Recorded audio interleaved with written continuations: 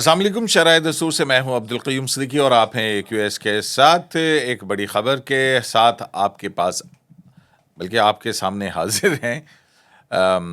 ख़बर बताने से पहले मेरा ख़्याल है कि मैं एक रिक्वेस्ट कर दूं, और वो रिक्वेस्ट ये है कि आप चैनल्स तो देखते ही रहते हैं, लेकिन हम देखते हैं जब डाटा तो सब्सक्राइब करने वालों से ज़्यादा ऐसे लोग देखते हैं जिन्होंने सब्सक्राइब नहीं किया हुआ। तो अगर सब्सक्राइब कर भी लें, और वो हमारे दोस्त हैं ना उमर चीमा, और वो कहते हैं टल्ली भी खड़का दें तो आज मैंने उनसे ये मुस्तार लिया। एनीवेज, ख़बर ये है कि जो सोशल मीडिया के ऊपर और इधर उधर जस्टिस बाबर सत्तार और जस्टिस मोहसिन अख्तर खयानी के हवाले से जो गुफ्तगू शुनीद हो रही थी, या इज़हार राय हो रहा था, उस पर जो है वो कंटेम्प्ट ऑफ कोर्ट की कार्रवाई जो है वो शुरू होगी। और इस ज़िमन में जस्टिस मोहसिन अख्तर क़यानी और जस्टिस बाबर सत्तार ने खतूत लिखे हैं, और इस पर सुना है कि कुछ बेंचेस भी बन गए। और ये कब से कार्रवाई शुरू होगी, ये क्यों शुरू हो रही है, वजह क्या है, इस सब पर बात करेंगे। और मेरे साथ होंगे जनाब असद मलिक साहब, डॉन अखबार से। और असद मलिक साहब जो हैं बहुत तवील अरसे से इस्लामाबाद हाई कोर्ट और लोअर कोर्ट्स को कवर करते हैं, उनको आप देखते भी होंगे, बड़ी बड़ी ख़बरें इनकी क्रेडिट के ऊपर भी हैं। तो उन्हीं से जानते हैं, क्योंकि हमें तो हाई कोर्ट के मामलात का इतना इल्म नहीं है जितना इल्म असद मलिक रखते हैं। असद मलिक साहब, क्या हाल है आपके? जी, अल्लाह का बहुत शुक्र है क़य्यूम सिद्दीकी साहब। पिछले हमने आपके साथ प्रोग्राम किया था तो आपके बाल सफ़ेद थे, ये अचानक तब्दीली कैसे? नहीं इतने सफ़ेद नहीं थे सिद्दीकी साहब, आप भी थोड़े पैसे खर्च करें तो आपके भी बाल काले हो जाएंगे। अच्छा, आपने मतलब पैसे खर्च किए हैं? हाँ, बल्कि वो हमारे एक दोस्त हैं, बड़े मारूफ व्लॉगर भी हैं और एंकर भी हैं। हाँ। उनको किसी ने मशवरा दिया कि बाल काले सफ़ेद हों तो ज़्यादा अच्छे लगेंगे आप। वो किसी ऐसे ही चले गए किसी हजाम के पास, उन्होंने काला सफ़ेद मिक्स करके ना वो कर दिया। उनके बाल आपने देखे होंगे तो आजकल काफ़ी अजीब अर्सा से हुए में। हाँ, वो अजीब से हो गए। आप लगता है पहुंच गए उन तक। मैं बिल्कुल पहुंच गया हूँ, क्योंकि वो ये बेपता उन्होंने मेरे साथ भी रोए थे, मेरे अच्छा। सामने भी। तो एनीवेज, लेकिन आजकल उन्होंने स्ट्रिकिंग की भी। हाँ, वो फिर पैसे खर्च किए। फिर उन्होंने एक अच्छे हेयर ड्रेसर जो है ना उसके हाँ, पास गए, और कहा यार सारे चिट्टे बाल बहुत पैड़े लगते हैं, तो थोड़े थोड़े काले कर थोड़े देगा। थोड़े काले कर दें। बहरहाल, तो या बालों की तरफ बात ले गए। मेरे तो बाल ही नहीं है, सफ़ेद हो या काले हो, उससे कोई फर्क नहीं पड़ता। नहीं, आपकी दाढ़ी तो है ना माशाल्लाह, रेश तो है। रेश तो है, वो तो है। तो मलिक साहब, ये क्या खबर है इस्लामाबाद हाई कोर्ट से?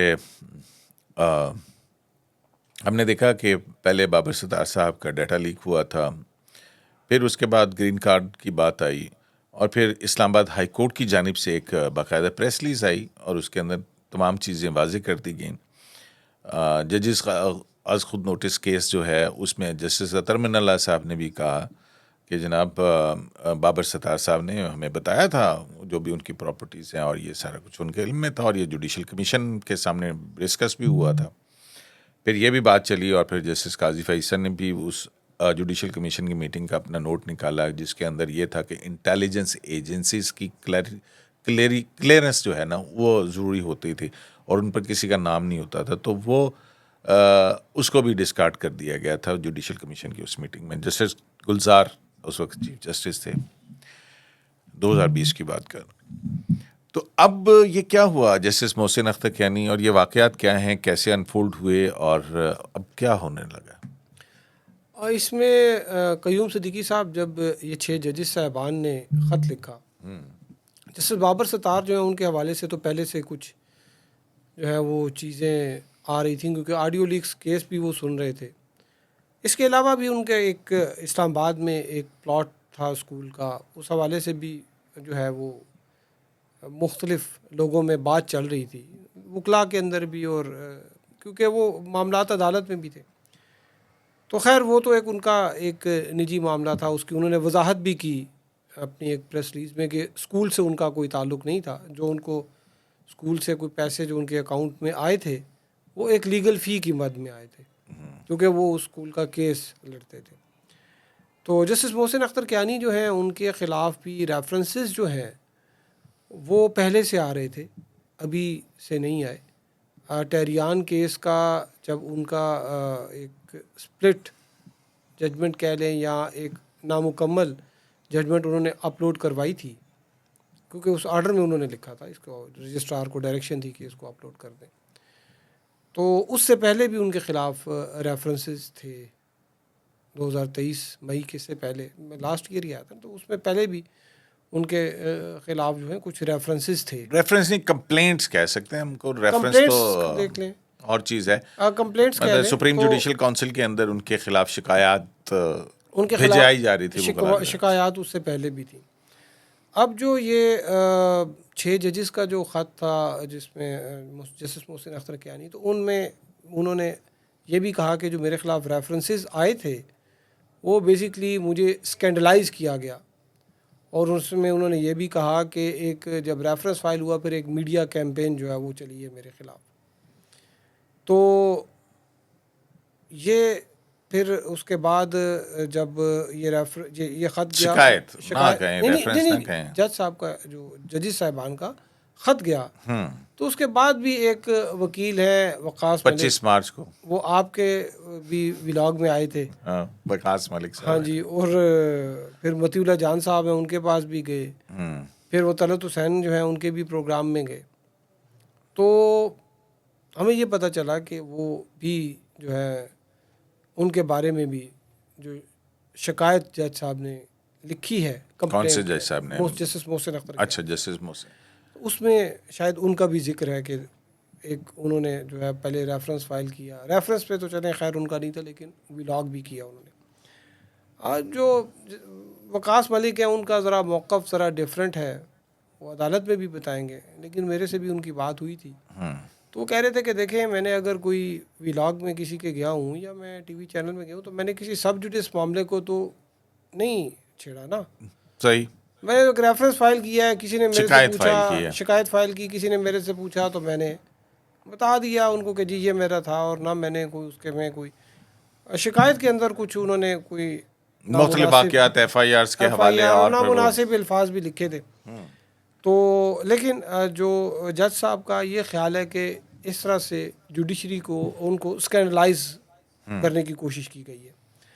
और फिर एक गुज़िश्ता हफ्ते एक नामालूम सी कोई दरख्वास्त सी आ गई थी इस्लामाबाद हाई कोर्ट के, जी कोई अफेक्टेड जजेस के नामालूम क्योंकि उस पर साइन नहीं थे, अनसाइंड एक दरख्वास्त आ गई थी, उसमें भी कमोबेश ऐसी चीज़ें लिखी थी जो कि पहले रेफरेंसेस में थी, जस्टिस मोहसिन अख्तर कियानी के हवाले से। तो जस्टिस मोहसिन अख्तर कियानी जो है ना, उनका जो केस है, किया जा रहा है, उनका जो केस है वो जस्टिस बाबर सितार के केस से मुख्तलिफ है, क्योंकि जस्टिस बाबर सितार का ये कहना है कि उनके जो अहल खाना है, उनके सफरी जो डॉक्यूमेंट्स हैं, जो उनके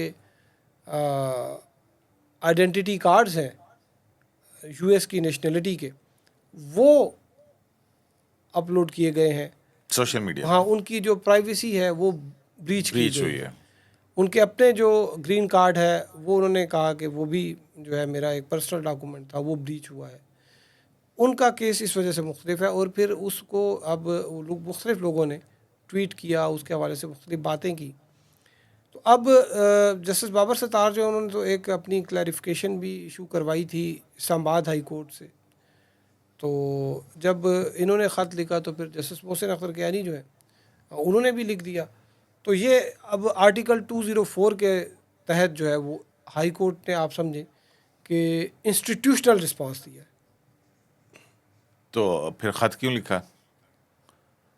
अगर ये इंस्टीट्यूशनल रिस्पांस दे सकते थे तो फिर वो जो ख़त है, तो वो ख़त फिर क्यों लिखा? मतलब कि फिर इसका मतलब है कि उनका ख़त जो है वो ठीक है, बल्कि उसमें बड़ी डेवलपमेंट हुई है, जो बुशरा बीबी और वो जिसमें वो मुख्तलिफ इदारों को कि वो आप रिक्यूज़ कर जाएँ, जैसे बाबर सितार ने जो है वो बड़ा, हाँ, उसमें वो काफ़ी लंबा चौड़ा उन्होंने कोई 41 पेजेस का 60-70 पैराग्राफ्स पे मुश्तमिल जो है वो 41 पेजेस का ऑर्डर लिखा था। हाँ, लेकिन उसके अंदर एक बड़ी अहम बात है,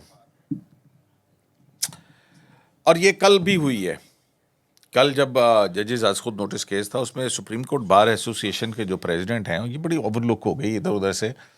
उन्होंने सुप्रीम कोर्ट ऑफ पाकिस्तान के सामने ये कहा कि जनाब, ये जो ख़त का मामला है ये तो कंप्लेंट है ही नहीं है, और इस हवाले से जो है बड़े अजीब सी बात है कि जो 6 जज ख़त लिखने वाले हैं उनमें से एक ने तो फैसला लिख दिया। तो उस पर अदालत ने पूछा कौन? तो उन्होंने कहा जी मैं नाम तो नहीं लेना चाहता, लेकिन अब क्योंकि है लिखा हुआ तो जस्टिस बाबर सितार। और फिर उन्होंने वो रिलेटिव मुतल्लिका पैराग्राफ पढ़ा। अच्छा। अब वो पैराग्राफ जो है वो 60 है। मैंने भी वो कल ऑर्डर पढ़ा। आपकी तरह मुझे भी आदत है ऑर्डर पढ़ने की। तो उसके अंदर जो है जस्टिस बाबर सितार जो डिसमिस करते हुए उनकी दरखास्तें रिक्यूज़ल की लिखते हैं पैराग्राफ 60 के अंदर, the primary argument of the FIA IB, हाँ, and PTA for seeking recusal is that the presiding judge is one of the 6 author of the letter addressed to the Supreme Judicial Council and copied to the judges of the Supreme Court. This basis for seeking recusal is misconceived.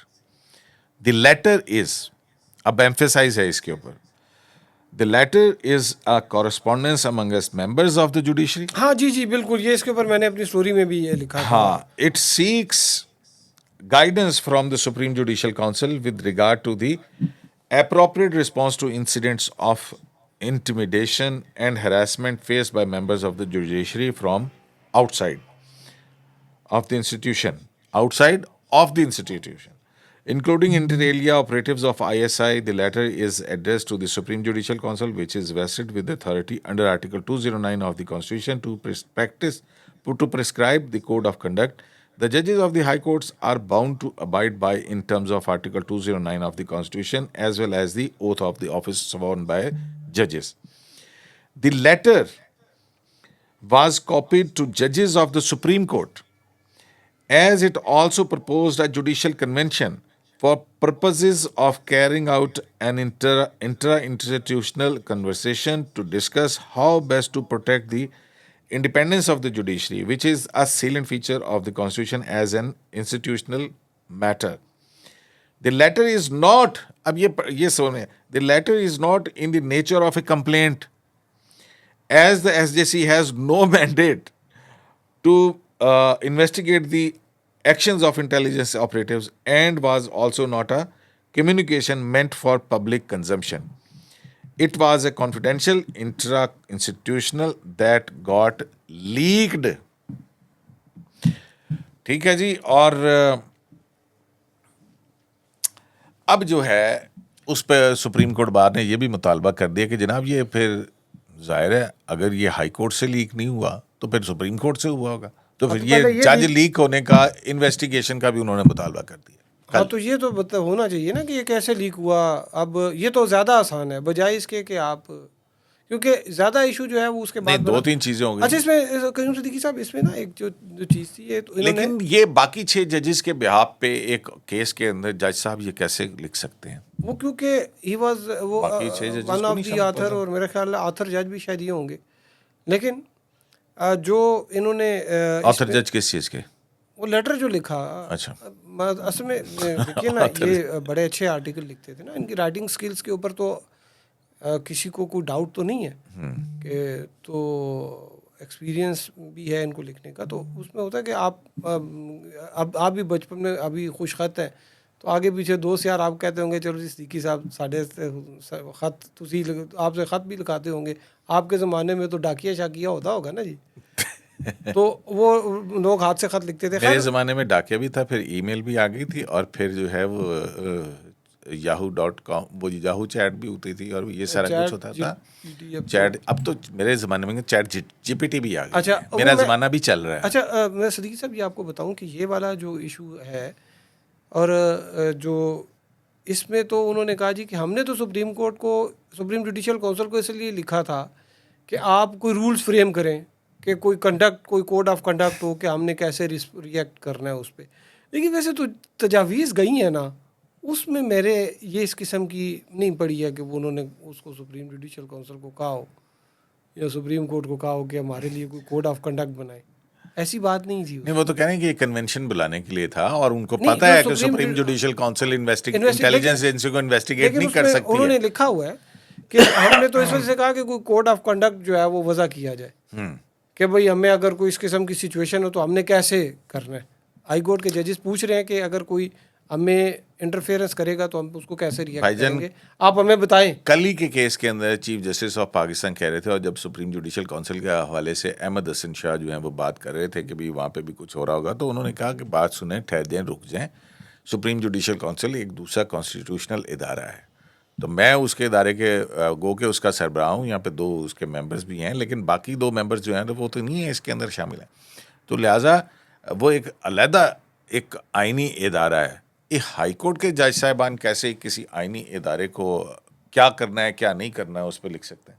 नहीं, वो तो कह रहे हैं कि हम तो guidance मांग रहे थे। अच्छा, गाइडेंस। वो तो गाइडेंस मांग रहे थे। तो अभी तो दूसरी तरफ आप कह रहे हैं कि ये इंस्टीट्यूशनल रिस्पांस है जो कंटेम्प्ट की कार्रवाई हो रही है। हाँ, तो ये इंस्टीट्यूशनल रिस्पांस है ना, ये उन्होंने कहा था जो उनकी फुल कोर्ट मीटिंग हुई थी हाई कोर्ट में, उन्होंने कहा था अब हम जो तो है ये पावर्स तो भी इसका मतलब है कि हाई कोर्ट के पास ऑलरेडी मौजूद है। ये तो देखे ना, ये तो ये 204 कोई की जो भी पावर है, मुदाखलत करे, स्कैंडलाइज करे, तो the high court, the worthy high court has the power how to react. तो 1973 के कॉन्स्टिट्यूशन में भी थी ना, फिर उसको थोड़ा सा रिवाइज किया गया, फिर मुशर्रफ के दौर में जो है वो कंटेम्प्ट ऑफ कोर्ट ऑर्डिनेंस भी आ गया 2003 में। तो ये तो नहीं, वो कोका तो फिर कोका आया, हाँ, कंटेम्प्ट ऑफ कोर्ट एक्ट आया एक्ट आ गया, 2012 के अंदर, फिर वो चैलेंज हुआ चैलेंज बाज हुआ। मोहम्मद काकड़ की जो केस। हाँ, तो तो वो ठीक है ये वो। पावर तो उनके पास पहले भी लेकिन थी। अभी वो जो है 203 का 2003 का कंटेम्प्ट ऑफ कोर्ट ऑर्डिनेंस या वो वैलिड लॉ है ना? हाँ, तो वो आर्टिकल 204 भी है और ये वो भी, तो आइन के अंदर है ना। हाँ, वो ये 2-3 चीज़ें हैं जो जिसमें ये कंटेम्प्ट की प्रोसीडिंग चलेंगी। तो ये कानून जो है ये तो ऑलरेडी मौजूद था। इंस्टीट्यूशनल रिस्पांस जो है मैंने एक दफ़ा आप ही के उसमें बताया था कि 3-4 मौक़ों पर ये इस्तेमाल इंस्टीट्यूशनल हुआ। रिस्पांस जो है ये किया गया। अभी भी वही तरीका हुआ है। उन्होंने तो जजेस ने अभी ये एक कंटेम्प्ट की नोट कार्रवाई इनिशिएट पे किया। बेंचेस कौन कौन से बने हैं? ये 2 बेंचेस की आपने बात की है। एक में chief justice justice Babar Sattar की शिकायत के ऊपर कौन सा बेंच बना है, और जस्टिस मोहसिन अख्तर कियानी साहब की शिकायत के ऊपर कौन सा बेंच बना है? जस्टिस मोहसिन अख्तर कियानी जो है उनकी शिकायत पर जो बेंच बना है उसमें चीफ जस्टिस खुद होंगे और साथ में उनके होंगे जस्टिस मियां गुल हसन औरंगज़ेब और साथ में होंगे जस्टिस अरबाब मोहम्मद ताहिर। और जो दूसरा बेंच है उसमें जस्टिस मोहसिन अख्तर कियानी होंगे, जस्टिस तारिक महमूद जहांगीरी बाबर होंगे। सत्तार साहब की शिकायत की कार्रवाई वो समाअत करेंगे जस्टिस मोहसिन अख्तर कियानी की सरबराही में जस्टिस तारिक जहांगीरी और जस्टिस सरदार इजाज़ इसहाक खान। अच्छा। अच्छा, अब इसमें ना एक क्वेश्चन जो मेरे जहन में उठा वो ये था कि जस्टिस सरदार इजाज़ इसहाक खान जो हैं उन्होंने एक वकील जो कि वकास मलिक हैं उनको एक केस में कहा जी कि आपने रेफरेंस फाइल किया एक जज के ख़िलाफ़, मैं आपको सुनता ही नहीं हूँ। मैं नहीं आपको सुनता। हाँ। ठीक है, तो उसने कहा माय लॉर्ड ये कोई इंक्वायरी तो नहीं हो रही मेरा तो उसमें। उन्होंने कहा नहीं मेरा आपके उसमें है तो मैं आपको नहीं सुनूंगा। ठीक है, आपने वो ख़त मैंने भी, I was also one of the signatories. तो अब वो जो जिन जजिस ने ख़त लिखा था, अब अगर वो बैठेंगे और वो ये कोई भी है जिस तरह, और फिर एक जज साहब जो कह चुके हों कि वकास मलिक मैं तुम्हें हाँ, इस बुनियाद पर नहीं सुनूंगा क्योंकि तुमने जस्टिस मोहसिन अख्तर कियानी के खिलाफ शिकायत की है। ठीक है, तो अब उस वकील को कैसे, मेरे ख्याल है कि उसका उसके जो खिलाफ फेयर कंटेम्प्ट ट्रायल की कैसे कार्रवाई। इंश्योर होगा, ये भी एक बड़ी बात है कि उसका फेयर ट्रायल जो है ना उसको कैसे इंश्योर किया जाएगा। मतलब आप कह रहे हैं कि एक बायस है जज साहिबान का।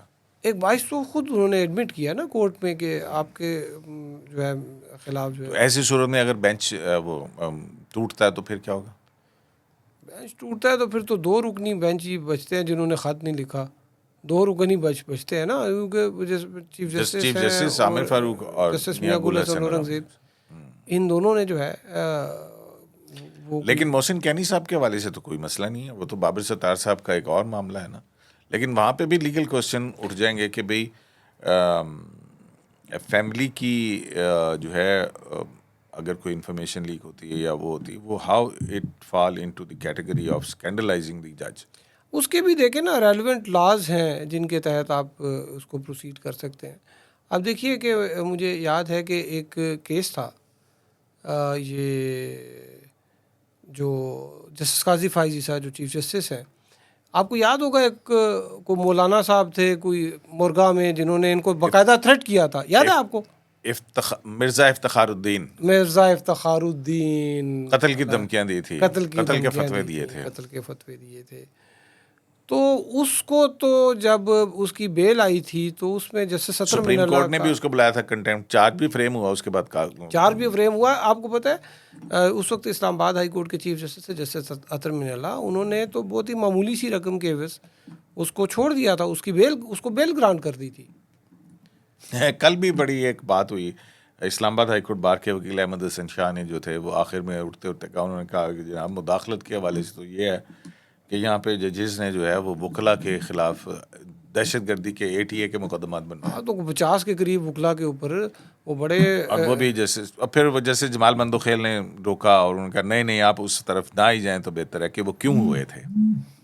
वो भी जैसे सतर मिनल्ला के चैम्बर के ऊपर हमला किया था ना। वो तो देखें, वो तो बड़ी ज्यादती की थी उन्होंने, वो ईंटें शीटें मारी थी चैम्बर पे, तो वो तो अच्छा, हॉस्टेज बनाए रखा। तो बात आगे चले ना, मजीद बात आगे बढ़ाएं। तो अब इसमें ये मेरे ख्याल में जो क्वेश्चन है कि आप कि उसके आप के खुद आप मुतासर हैं जजेस, फेलो जजेस जो हैं, इसको कैसे जो है वो चलाएंगे? क्योंकि आप देखें जो बाकी देखें कंटेम्प्ट तो एक तो कंटेम्प्ट होती है ना कि सुप्रीम कोर्ट या हाई कोर्ट ने या लॉर्ड जुडिशरी ने कोई एक ऑर्डर दिया, हुक्म जारी किया कि जनाब ये मोबाइल असद मलिक साहब का है और असद मलिक साहब को कयूम या आप मोबाइल वापस कर दीजिए।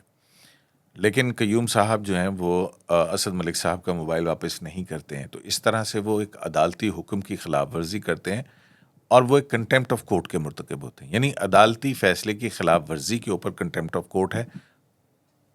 तो ये कैसे स्कैंडलाइजेशन के ऊपर आएगा? इसमें देखें स्कैंडलाइजेशन के ऊपर भी आएगा, लेकिन इसमें एक और भी चीज़ थी जो सुप्रीम कोर्ट को जो तजावीज़ भेजी गई हैं, उसमें यह था कि अगर कोई प्राइवेट पर्सन होगा, वो इंटरफेरेंस उसकी होगी, तो फिर उस पे जो है फौजदारी के तहत मुकदमा चलाया जाएगा, फौजदारी की कार्रवाई की जाएगी।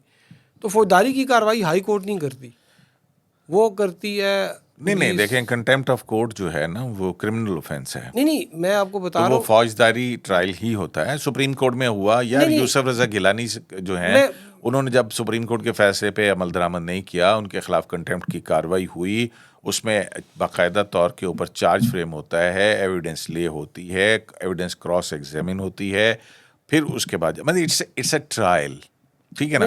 वो तो ये अब कैसे तो कार्रवाई कैसे आगे मैं बढ़ेगी? आपको बता रहा हूँ कि वो स्टार्ट जो है ना कि फौजदारी की कार्रवाई, उसमें आप कंटेम्प्ट ऑफ कोर्ट लॉ का भी नीचे जिक्र किया था, लेकिन ये एक अलग से लिखा हुआ था कि अगर कोई पर्सन जो है ना is not in service of Pakistan, यानी कि कोई प्राइवेट पर्सन है, तो उसके खिलाफ फौजदारी की कार्रवाई होगी। अगर someone in service of Pakistan, service of Pakistan में जो है ना वो सरकारी लोग आ जाते हैं, आर्मी आर्म फोर्सेस के लोग भी आ जाते हैं, इंटेलिजेंस एजेंसीज के भी लोग आ जाते हैं, सर्विस ऑफ पाकिस्तान। तो उनको जो है वो उनके इंस्टीट्यूशन से रब्ता किया जाएगा कि भाई आपका बंदा जो है ना वो ये कर रहा है। तो अब वो जो चीज़ उन्होंने उसमें लिखी थी, ये डायरेक्ट ही आर्टिकल 204 के तहत कार्रवाई शुरू होने जा रही है। तो वो जो इंस्टीट्यूशनल रिस्पांस था वो इन्वोक वो अच्छा, आप कह रहे हैं कि ये वो क्या मतलब है कि बात को मुख्तसर करें, कदे इधर चले जाने, कदे इधर चले जाने, वो जैसे आप कह रहे हैं कि ये इंस्टीट्यूशनल रिस्पांस है किसके खिलाफ? ये तो बाबर सत्तार साहब के शिकायत पर किसके खिलाफ कंटेम्प्ट का नोटिस किसको जा रहा है? आपको बताऊं, उसमें ना FIA को बुलाया जाएगा और उनसे जो इनके जो इंफॉर्मेशन थी, मुख्तलिफ यहाँ पे बड़े बड़े सहाफ़ी हैं जिन्होंने उसको ट्वीट किया, उसके ऊपर व्लॉग्स भी किए होंगे, तो उनका एक डेटा मेरे ख्याल में कम से कम मेरे ख्याल में अगर एक ट्वीट जो है 200 मरतबा रीट्वीट हुई है तो 200 लोग होंगे वह उनको वो नोटिस जो है। ओरिजिनेट जिसने किया है वो उससे पूछेंगे उससे कि भाई पूछें। आपने, मतलब वो बड़े बड़े मारूफ सहाफ़ियों ने भी की थी, तो आपने तो नहीं की। हल्की फुल्की वो रीट्वीट ही कर दी होगी कभी। नहीं नहीं, आपका क्या ख्याल है कि मैं जो वो पालने में हूँ? अच्छा नहीं नहीं, बहरहाल वो हमने भी नहीं की, लेकिन बहुत से लोगों देखिए ने बहुत सारी वो चीज़ें किया होती है। हैं। हमने बिल्कुल उसको टच इस तरह से, जब इस्लामाबाद हाई कोर्ट की प्रेस रिलीज आई है जिसके अंदर ग्रीन कार्ड होल्डिंग, स्कूल के मामला और उस पे उसको हमने हल्का सा टच किया था आपके साथ। हाँ, लेकिन यहाँ पे मैंने देखा है बहुत से लोगों ने वो ट्वीट भी किए, उनके बकायदा नहीं वो ठीक है उनको मलिक साहब, तंज भी वो किया सारी गया। बातें ठीक है, तो वो रीट्वीट भी हुआ है, अब सोशल हाँ, मीडिया पे वो चला उन भी लोगों उस के पे खिलाफ कार्रवाई होगी सिद्दीकी साहब। लोगों ने। तो फिर इंडिपेंडेंट जो आज़ादी इजहार राय है वो कहाँ गया आपका? वो तो आम लोगों के लिए है ना। मतलब अगर आम बंदे के खिलाफ कोई होती है तो वो तो उसके लिए, आप जजेस साफी को आम तो आदमी नहीं होता? साफी क्यों आम आदमी, अब देखे ना साफी के तो आर्टिकल आइन 19 में है कि freedom of press shall be fully secured. नहीं वो, लेकिन अब साफी जो है वो आर्टिकल 204 तो तो उसको कुछ प्रोटेक्ट नहीं लोग करता ना। जब माजी में कुछ सहाफ़ियों के खिलाफ कार्रवाई हुई थी तो बड़ा शोर का पड़ा था कि जी आज़ादी इजहार राय के ऊपर जो है वो कदगन लगी है। और यहाँ तक हुआ कि मुझे याद है कि जब चीफ कमिश्नर ने पिंडी ने इल्ज़ामात धरे थे तो काजी फैसा ने मीडिया से बात की थी और उनसे ये कहा गया कि जनाब आप कंटेम्प्ट नहीं करेंगे उस पर। तो उन्होंने कहा कि पर्सनली कंटेम्प्ट के मैं तो वैसे ही बड़ा खिलाफ हूँ। अभी जस्टिस अतर मिनल्ला जो हैं कल ही उन्होंने ये बात कही है, उन्होंने कहा जी आज़ादी इजहार राय के ऊपर पूरी दुनिया के अंदर कोई क्रिमिनल कार्रवाई नहीं होती है, वहाँ पे लॉज नहीं होते हैं। तो उस पर चीफ जस्टिस ने फिर जवाब दिया, उन्होंने कहा हाँ वहाँ पे ये तो नहीं होती है, लेकिन जो डेफमेशन का केस है, डेफमेशन फिर लोगों की जेबें जो है वो खाली हो जाती है। अगर ये किसी मौजूद मुल्क के अंदर होता, पूरे मीडिया ने उससे सबूत नहीं मांगा कि भाई तेरे पास सबूत क्या है खबर चलाने से पहले। तो एनीवेज मलिक साहब आपका बहुत शुक्रिया कि आप हमारे पास आए, तशरीफ़ लाए और आपने अपने ख़यालात से और मुख्तलिफ़ ख़बरों से आगाह किया। तो नाजरीन से जो है वो एक माजी का किस्सा सुना के फिर रुख्सत लेते हैं। माजी का एक वर्क ये है कि जस्टिस रुस्तम कियानी उन्होंने जो है वो तीन किताबें भी लिखी हैं। एक तो है कि होल ट्रूथ या अनटोल्ड ट्रूथ, और फिर उसके बाद है कि सम मोर ट्रूथ, और एक तीसरी उनकी किताब है अफकारे, अब मैं वो भूल रहा हूँ उसका नाम। बहरहाल उसमें उन किताबों में से एक किताब के अंदर उन्होंने एक अपना ज़ाती पर्सनल वाक़या लिखा है। और वो कहते हैं कि जैसे रुस्तम कियानी के घर रात को 2 बजे के करीब कोई चोरी हुई। उस चोरी में जो है जब चोरी हो रही थी तो जज साहब की आंख खुल गई। जज साहब जो हैं वो उन्होंने, जैसे रुस्तम कियानी लिखते हैं अपनी किताब के अंदर, मैंने उसको पकड़ लिया और जफ़ा पा लिया, जफ़ा पहन लिया, और फिर उसके बाद उन्होंने पुलिस को उसके हवाले किया। और रुस्तम कियानी साहब जो हैं उन्होंने FIR भी कटवाई उसके ख़िलाफ़। और फिर जब FIR कटाई और फिर उसके बाद जब मुकदमा चला तो उस मुकदमे के अंदर जो उस ज़माने के अंदर एग्जेक्टिव मजिस्ट्रेट्स हुआ करते थे, मैजिस्ट्रेट के सामने ये मुकदमा चल रहा था। तो जस्टिस रुस्तम कियानी को गवाही के लिए बुलाया गया। जस्टिस रुस्तम कियानी के कहने के ऊपर FIR क्योंकि दर्ज हुई थी, वो मुद्दई थे, और फिर उनको गवाही के लिए बुलाया गया। और जब उनको गवाही के लिए बुलाया गया तो उन पर क्रॉस एग्जामिन हुआ, उनका बयान जो था उसके ऊपर क्रॉस एग्जामिन हुआ। क्रॉस एग्जामिन के अंदर वकील साहब ने उनसे पूछा कि जनाब जज साहब, क्या आप जब रात के अंधेरे में जब आपने इसको पकड़ा इस शख्स को, तो क्या आप ये बात यकीन से कह सकते हैं कि ये वही शख्स था, कोई और नहीं था? क्या आपको 100% इस बात का यकीन है? तो उस पर जस्टिस रुस्तम कियानी जो हैं वो लिखते हैं कि मैंने, ज़ाहिर है अंधेरा था, नज़र वगैरह का मामला भी था, तो मैंने उनको कहा कि मैं 100% हतमी तौर पर तो ये नहीं कह सकता हूँ कि यही साहब चोर थे। उस पर फिर जो है जज मजिस्ट्रेट ने जस्टिस रुस्तम ही की, जिनके कहने पर FIR काटी थी, उन्हीं की गवाही पर चोर के खिलाफ मुकदमा ख़त्म करना पड़ा। तो ये थे ऐसे ऐसे जज साहबान हुआ करते थे। शराय दस्तूर से अब्दुल करीम सिद्दीकी को AQS लाइव से इजाज़त दीजिए। अल्लाह ने